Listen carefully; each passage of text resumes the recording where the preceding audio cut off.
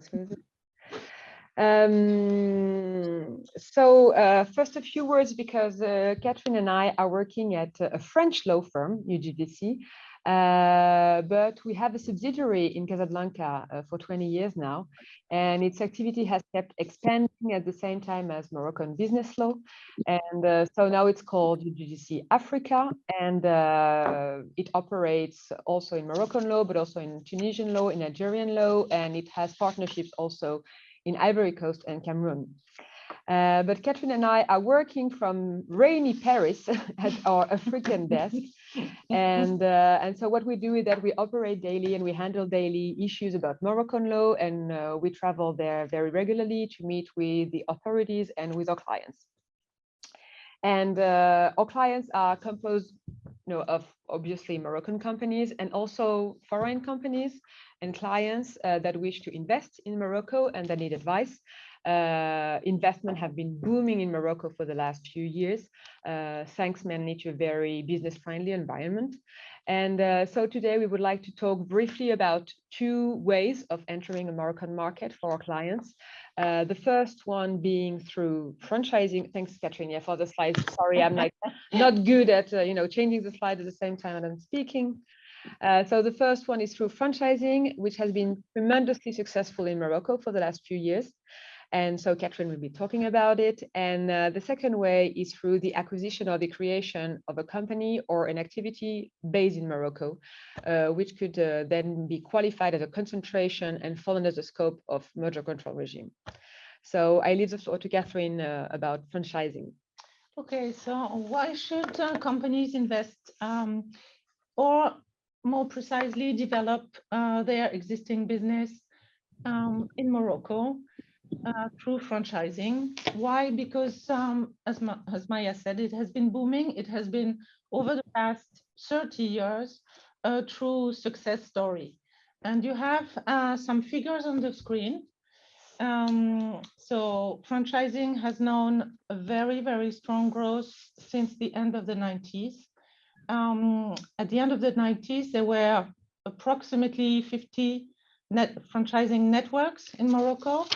And the last figure in 2020 showed almost 750 franchise networks, representing approximately 5,000 point of sales. Why is it so interesting for foreign investors?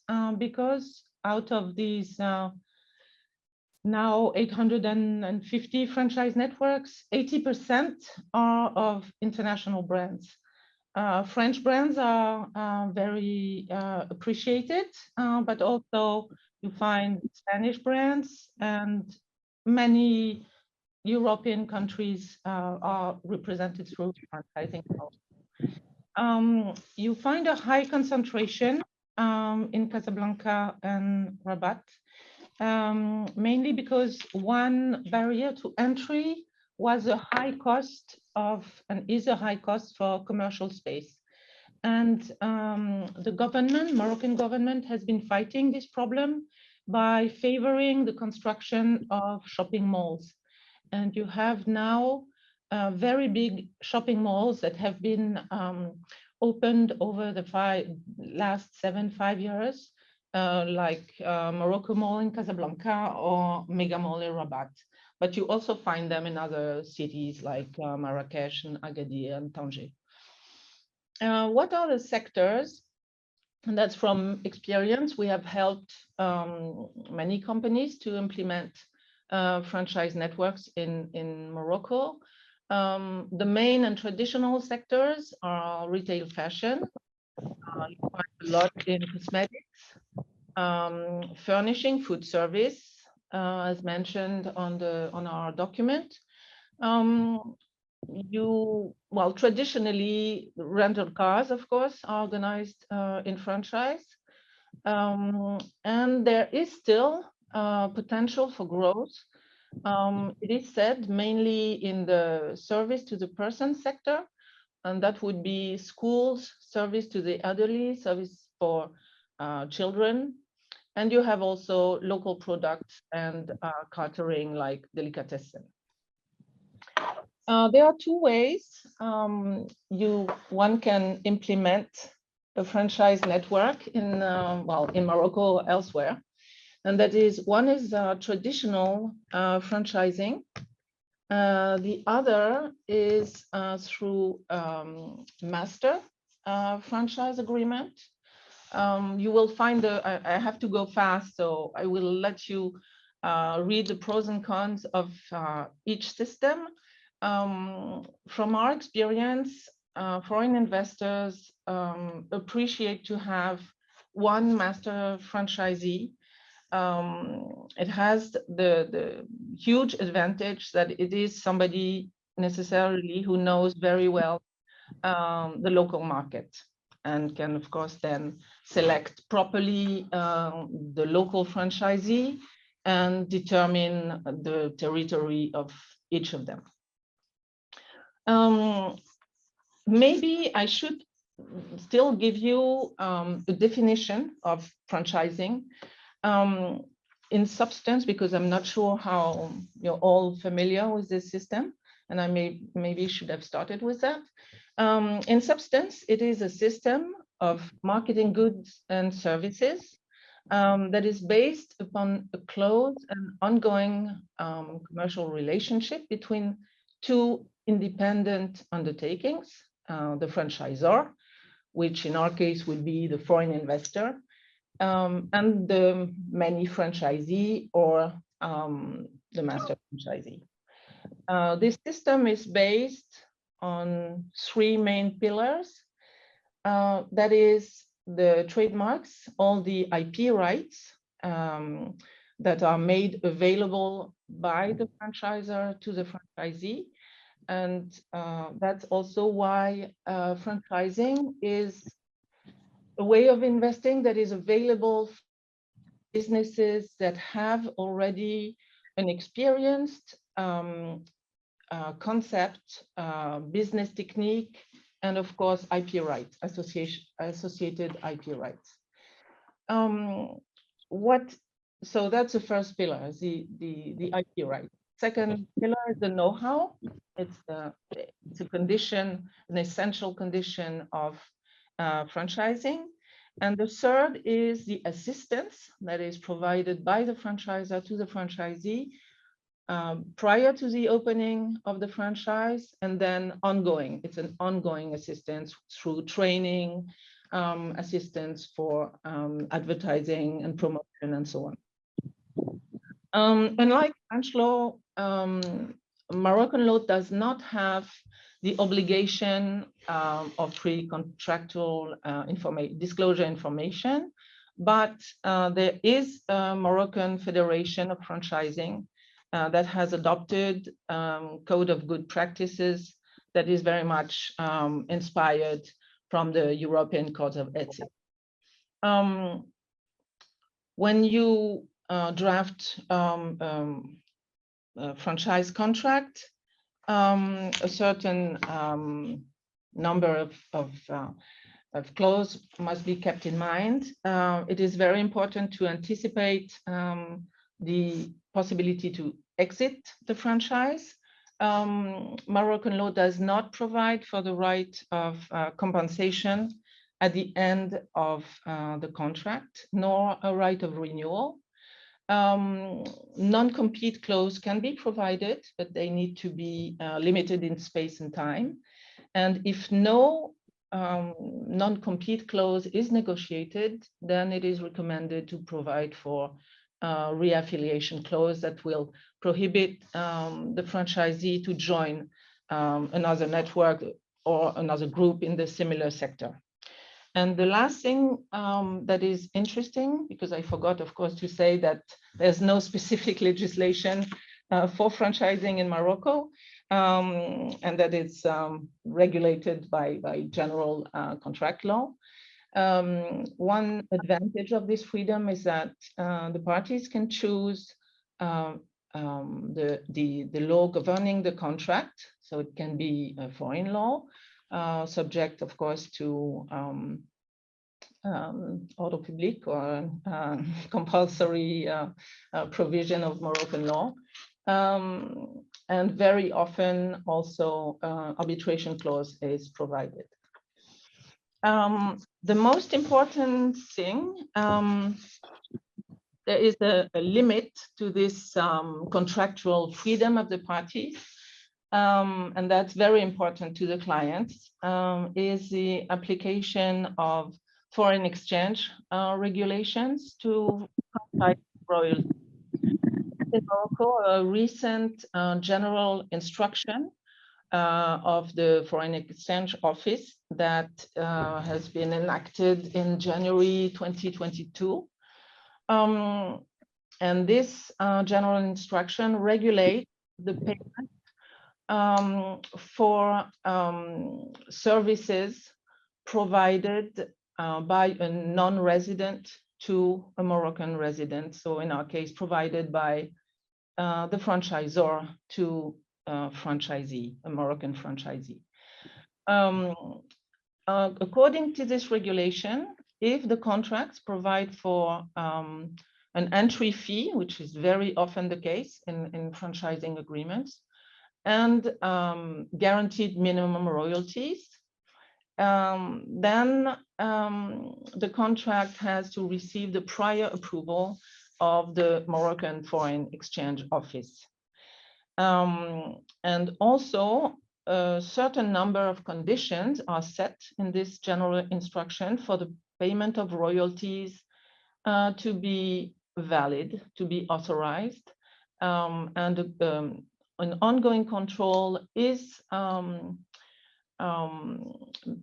made by the bank, generally the bank of the franchisee, which is the bank that is going to have to pay these royalties, to transfer these royalties. What are these conditions? First of all, the calculation of royalties has to be provided for in the franchise agreement. The calculation of this fee has to be based on verified.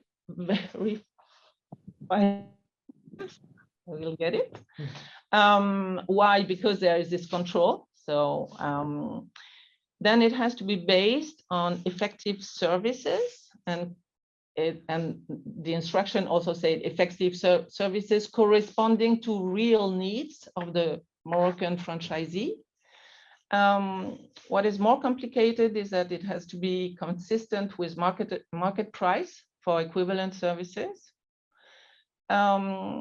And also, if the services are of continuous nature, which is the case necessarily in the franchise, because the assistance of the franchisor is going on for all the duration of the contract, then the instruction says that they have to be gradually degressive to take into account the fact that the Moroccan franchisee is acquiring this know-how during the length of the contract. And well, I'm not sure whether I still have time to explain the payment. Well, one thing is very important is that payment of these royalties can only be made as a matter of principle after completion of the services. And there are certain exceptions, but are very limited for upfront payments. So I think I almost managed to hold the five minutes that I had.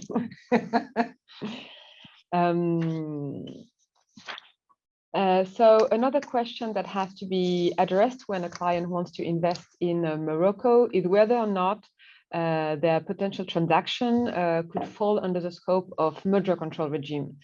When a client contemplates the acquisition or the creation of a company or of an activity in Morocco, this question is very important because it has a practical consequence. If it is the case, then the parties cannot implement their transaction before they obtain the clearance of the Moroccan Competition Council, which could be bad news. The good news is that we finally have in Morocco a clear and comprehensive set of rules that are now applicable to merger control transactions.